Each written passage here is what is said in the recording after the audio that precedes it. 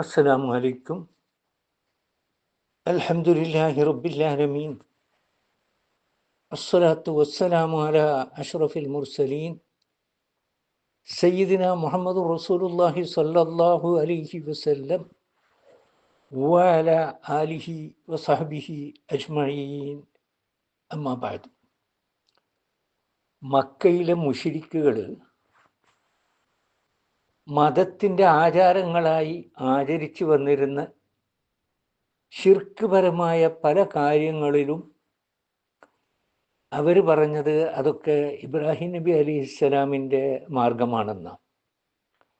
എന്നാൽ ഇബ്രാഹിം നബി അലൈഹിസ്സലാമിൻ്റെ പിൻഗാമികളും അദ്ദേഹത്തിൻ്റെ മാതൃകയും നടപടിക്രമവും സ്വീകരിച്ചു വരുമെന്ന നിലക്കാണ് അതെല്ലാം അവർ ആചരിച്ചു വന്നത്.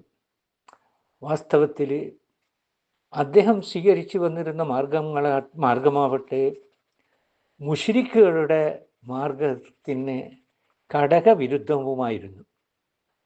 അതുകൊണ്ട് അദ്ദേഹത്തിൻ്റെ യഥാർത്ഥ സ്ഥിതി ഇന്നിന്ന പ്രകാരമായിരുന്നുവെന്നും അദ്ദേഹം സ്വീകരിച്ചു വന്ന അതേ മാർഗം സ്വീകരിക്കുവാനും അത് പ്രബോധനം ചെയ്യുവാനാണ് അല്ലാഹു സുബ്ഹാനഹു തആല നബി സല്ലല്ലാഹു അലൈഹി വസല്ലം തങ്ങളോട് കൽപ്പിച്ചിരിക്കുന്നത്. ഇബ്രാഹിം നബി അലൈഹിസ്സലാമിന് അല്ലാഹു ഇഹലോകത്തിൽ ഒരുപാട് നന്മ നൽകിയിരിക്കുന്നു. ഇതിനു മുമ്പ് പറഞ്ഞതുപോലെ ജൂതന്മാർ, ക്രിസ്ത്യാനികൾ, മുസ്ലിമീങ്ങൾ ഇവരെല്ലാം അദ്ദേഹത്തെ ആദരിക്കുന്നുണ്ട്, ബഹുമാനിക്കുന്നുണ്ട്. ഇഹത്തിൽ വെച്ച് അദ്ദേഹത്തിന് സിദ്ധിച്ച അനുഗ്രഹങ്ങൾ, നന്മകൾ കുറവൊന്നുമല്ല.